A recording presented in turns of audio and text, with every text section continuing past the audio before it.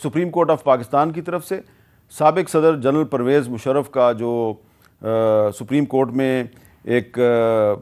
Appeal پہ مقدمہ چل رہا تھا اس کا فیصلہ آ گیا اور سپریم کورٹ نے ان کی جو سزا ہے سزائے موت اس کو بحال کر دیا ہے۔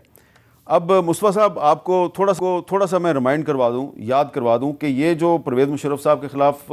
ہائی ٹریزن کا کیس تھا، سنگین غداری کیس، 26 جون 2013 کو نواز شریف نے پرویز مشرف کے خلاف یہ ایف آئی اے کو انکوائری کے لیے خط لکھا اور پھر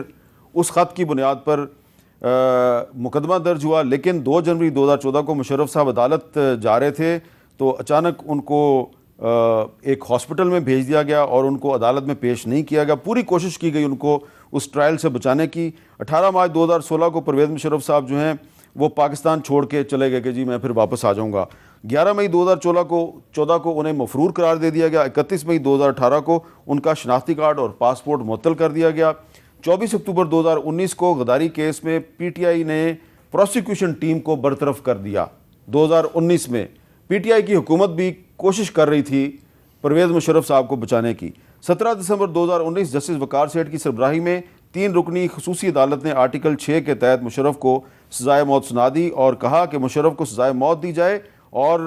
موت کی صورت میں ان کی لاش کو 3 دن تک ڈی چوک میں لٹکا دیا جائے۔ اور پی ٹی آئی کے وزراء فروغ نسیم، شہزاد اکبر اور فردوس شکوان نے پریس کانفرنس کی تھی۔ اب میرا سوال آپ سے یہ ہے کہ یہ ایک مثال ہماری تاریخ میں، ہماری نہیں ایک دنیا کی تاریخ میں موجود ہے۔ اولیور کرومویل تھا تو اس کو بھی اس کی موت کے بعد نکال کے تو اس کو لٹکایا گیا۔ ہم بالکل نہیں چاہتے، پرویز مشرف صاحب دنیا سے چلے گئے ہیں، لیکن سپریم کورٹ نے ان کو جو سزائے موت دی گئی ہے اس کو ریسٹور کر دیا ہے۔ اب اس پہ عمل درآمد تو نہیں ہو سکتا، تو اس کی اہمیت کیا ہے اس فیصلے کی؟ اہمیت تو میر صاحب بہر طور اس فیصلے کی ہے، اور میرے خیال میں یہ اہمیت ہے کہ اگر مستقبل میں کوئی شخص پاکستان کے اندر یہ سوچتا ہے کہ وہ کانسٹیٹیوشن کو ان ابینس ڈالے، کانسٹیٹیوشن کو وائلیٹ کرے اور یا مارشل لاء کی کوئی صورت پیدا ہو، تو اس میں ایک پریسیڈنٹ سیٹ ہو گیا ہے کہ اب اس کے نتیجے میں پھر بعد میں جب کبھی بھی کورٹس اپنی نارمل فنکشننگ کی طرف واپس آئیں گی تو پھر آرٹیکل 6 کی کارروائی ضرور ہوگی۔ تو آرٹیکل 6 میں بہت کم کیسز ہیں جن کے اندر کوئی پریسیڈنٹ سیٹ ہوئے ہیں، یہ ایک پریسیڈنٹ اب سیٹ ہو گیا ہے اور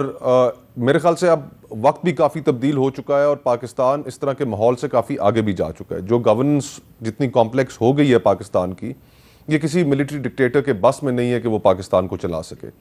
اور اسپیشلی 18th امینڈمنٹ کے بعد اب ایک مارشل لاء نہیں لگانا پڑے گا، آپ کو 5 مارشل لاء لگانے پڑیں گے۔ ایک سینٹرلائزیشن کی جو سوچ ہے وہ پھر 18th امینڈمنٹ نے آرٹیکل 6 میں یہ چیز شامل کر دیا ہے کہ کوئی ہائی کورٹ یا سپریم کورٹ کسی غیر آئینی قدم کو انڈورس نہیں کر سکتی۔ راستہ بند، ہوپ فلی انشاءاللہ راستہ بند، اور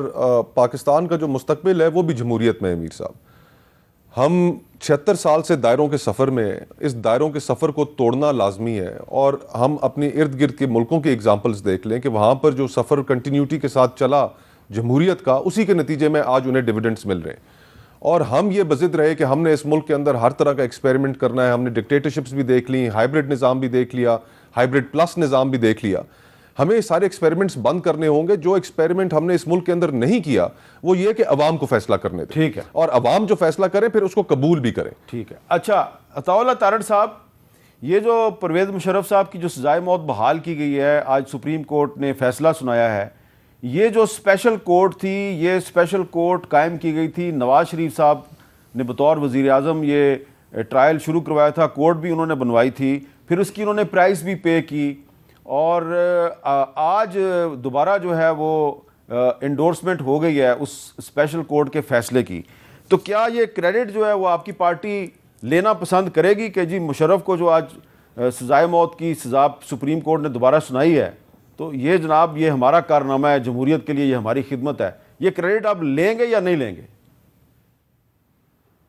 آج بڑا ایک اہم دن اس حوالے سے بھی ہے کہ جس اسپیشل کورٹ نے یہ آرڈر دیا تھا،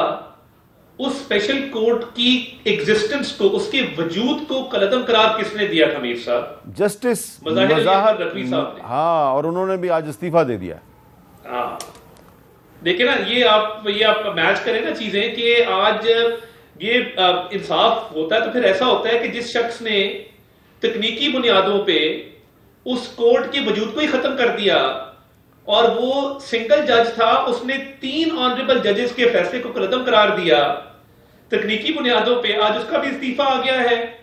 تو دیکھیں اس کی سمبولک ویلیو تو بہت ہے اس ڈیسیجن کی, اور میں یہ سمجھتا ہوں کہ ہسٹری کا جو پاتھ ہے that has been set straight, اور ایک for all times to come ایک فیصلہ کر دیا گیا ہے, اور یہ بالکل خوش آئند بھی ہے, اور آج مظاہر علی اکبر نقوی صاحب کا استعفیٰ بھی خوش آئند ہے. تو بالکل یہ میں سمجھتا ہوں کہ اس کی سمبولک ویلیو ہے, اور یہ آنے والے وقتوں میں پاکستان میں جمہوریت کے استحکام میں اپنا کردار ادا کرے. اچھا ولید اقبال صاحب, مسلم لیگ نون جو ہے وہ تو کریڈٹ لے سکتی ہے کہ جی ہم نے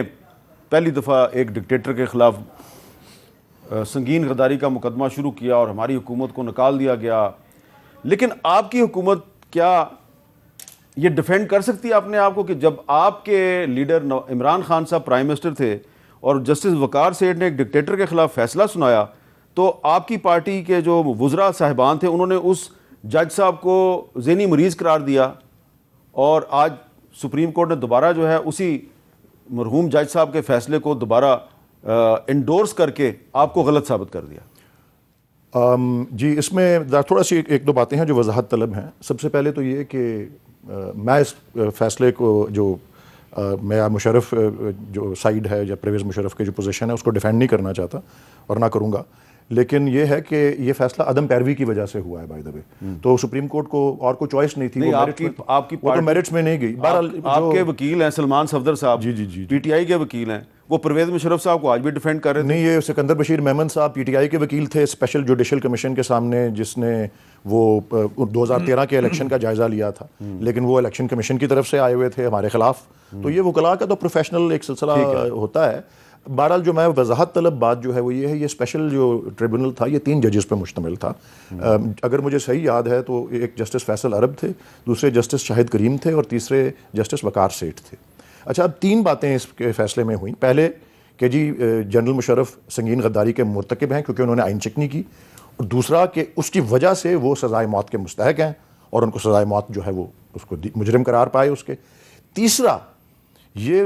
وقار سیٹھ صاحب نے ایک انڈیویجول جو اس میں ایک آبزرویشن یا نوٹ دیا کہ ان کو سرعام ان کی باڈی کو لٹکایا جائے اور وہاں ڈی چوک میں ادھر آپ کے اسٹوڈیو کے قریب, وہ والا حصہ وہ مائنورٹی میں تھے, وہ اس فیصلے کا حصہ نہیں ہے.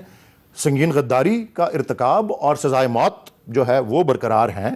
لیکن یہ تیسرا حصہ وقار سیٹھ صاحب والا جو ہے یہ جو ہے اس کے اوپر تو میں آپ کو ایک چیز کا کریڈٹ میں خود لینا چاہوں گا. وہ یہ ہے کہ 1994 میں ایک فیصلہ آ چکا ہوا ہے کہ سر عام جو ہے کوئی ایکسیکیوشنز جو ہیں پاکستان کے آئین کے خلاف ہیں, اور اس میں پھر فیڈرل شریعت کورٹ نے, وہ سپریم کورٹ کا فیصلہ تھا, فیڈرل شریعت کورٹ نے بھی اس کا آپ کی بات درست ہے, لیکن اور ابھی حال ہی میں نے اس کمیٹی کی صدارت کرتا ہوں جو انسانی حقوق کی ہے. 29 دسمبر کو ہم نے اس معاملے کو ٹیک اپ کیا. پبلک ایکسیکیوشنز کے بارے میں کوئی قانونی ترمیم جو ہے اس کو ہم اس کے خلاف ہم نے بات کی, اور یہ کہا کہ کیونکہ پاکستان کے آئین اور اس کی تشریح اور ایون شریعت کو جی, تو اس سے یہ حصہ جو تھا, میں نے تو ویسے بائی دا وے ایک اور بات عرض کر دوں, میں نے اس وقت خان صاحب پرائم منسٹر تھے, میں نے تو ان کو مشورہ یہی دیا تھا کہ جی جنرل مشرف کا کیس جو ہے آپ اس میں نہ انوالو ہو. ٹھیک ہے, یہ ان کے اور ان کے وکلاء کے درمیان ہے, جو لا ہے اس کو لیکن اگر ہم سزائے موت کو بھی چھوڑ دیں تو پرویز مشرف پہ آئین سے غداری تو ثابت ہوگی. جی میں بالکل 100% جی, اور میں سمجھتا ہوں, اب میں آپ کی سمبولک کے علاوہ میں سمجھتا ہوں کہ پاکستان کی آئینی تاریخ میں یہ کیس جو ہے یہ جلی حروف میں موجود رہے گا. اور آپ نے دیکھا کہ سیاستدانوں کو یا سیاسی پرسنالٹیز کو ہمیشہ اس بات کا ان پہ انگلی اٹھی کہ وہ غدار ہیں, وہ فارن ایجنٹ ہیں. یہ محترمہ فاطمہ جناح پہ بھی یہ اس طرح سے بات ہوئی, بینظیر بھٹو صاحبوں کو بھی اس طرح سے کہا گیا, اور بہت سے سیاسی لوگوں کو یہ بات جو ہے سیاست میں یہ سننی پڑی. لیکن عدالتوں نے پاکستان کی غاصب کس کو قرار دیا؟ جنرل یحییٰ خان کو. جو آسما جیلانی کیس تھا, اس وقت آسما جہانگیر صاحبہ غیر شادی شدہ تھی تو ان کا یہ نام تھا. آسما جیلانی کیس میں ایک, اور پھر اب اس کیس میں دوسرا, صرف فوجی حکمرانوں کو عدالتوں نے قرار دیا کہ وہ غاصب اور سنگین غدار تھے. اچھا, یہ ایک پاکستان کی تاریخ کا اہم پاکستان کی جو سپریم کورٹ ہے اس کے 2 اور بھی فیصلے ہیں. ایک ہے اصغر خان کیس اور دوسرا ہے فیض آباد دھرنا کیس, اور اس میں بھی انہوں نے لکھا ہے کہ جو فوج ہے یا انٹیلیجنس ایجنسیز ہیں ان کو سیاست میں مداخلت نہیں کرنی چاہیے. اور یہ جو پرویز مشرف کی جو سزائے موت کو سپریم کورٹ نے آج بحال کیا ہے, ریسٹور کیا ہے,